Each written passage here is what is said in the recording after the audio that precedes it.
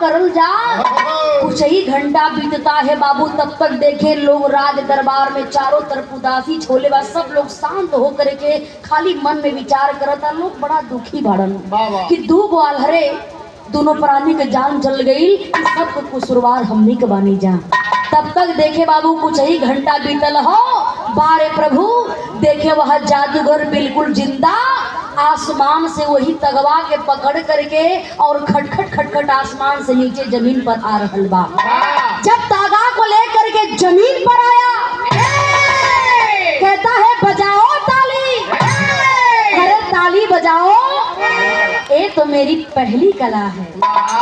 इतना बतिया के बाबू देखे जब चारों तरफ लोग सुनल हो तो लोग सुन करके अबाक हैं, सोचो थोन करे बाप रे बाप ही का देख रहल बानी।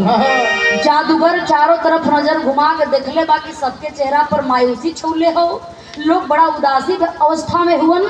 समझ गया कि लगता है कि हमारी कला लोगों को पसंद नहीं आई। जादूगर कहने लगा कि राजा साहब मैं समझ गया कि हमारी कला आप लोगों को पसंद नहीं आई, कोई बात नहीं, हमारी कला नहीं पसंद आई है ना तो हमारी पत्नी को वापस करिए और मैं अपने पत्नी को लेकर के वापस चला जाऊंगा। मैं समझ गया कि हमारी कला आपको पसंद नहीं आई है। इतना बतिया बाबू देखे जब राजा भोज सुनलन तो राजा भोज के कटले खून ना बोलन करे बाप रे बाप, आखिरी हमने का देख रहल बानी जा, यह जादूगर कह रहा है कि मेरी कला है। कोई ऐसा भी कलाकार हो सकता है जो मर करके जिंदा हो जाता है। राजा साहब बिल्कुल अवाक हुवन और देखे वह जादूगर करता है क्या मास्टर, कहना अम्बा।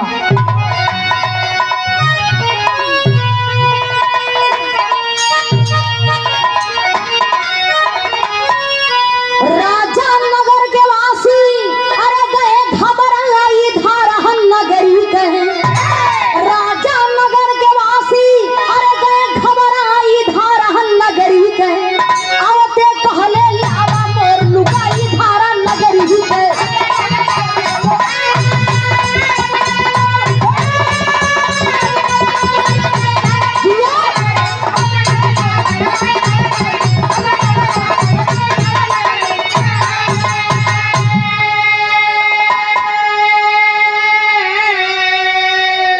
जादूगर कह लागल कि राजा साहब हमारे पत्नी को वापस करिए, हमरे मेहरारू को वापस करा। हम समझ गए कि हमारी कला तो के पसंद ना हो, कोनो बात ना राजा साहब, हमारी इच्छा पूरा हो गई, हम अपने पत्नी के लेके राज्य से दूर चल जाई।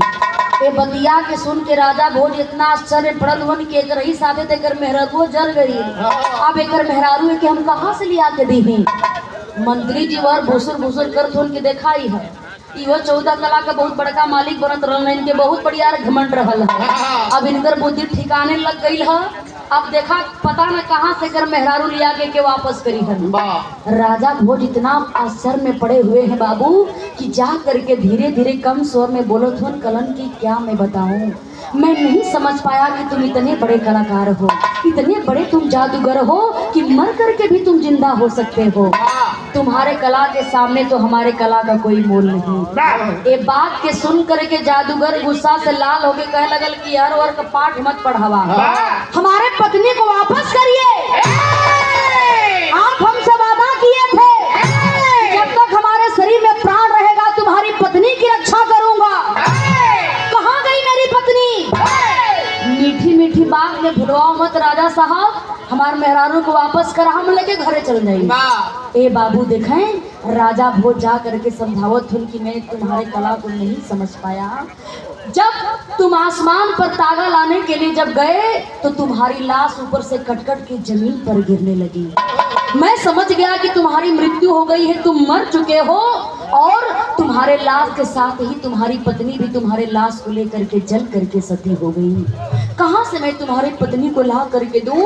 गुस्से से लाल हो जाता है जादूगर, डांट करके कहने लगा राजा साहब आप अपने वचन से पीछे हो रहे हैं। आप हमें वचन दिए थे कि चाहे कुछ भी हो जाए तुम्हारी पत्नी की रक्षा करूंगा।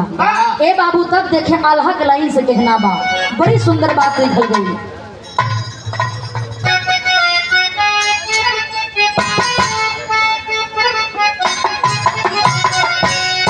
जीवन का बड़ा मूल्यवान ही बात लिखल गई बा। एक बात याद रखिएगा, ये दुनिया में केहू के जौना चीज पर यदि घमंड हो जात बा ऊपर ही बात लिखल गई मास्टर। कैसे?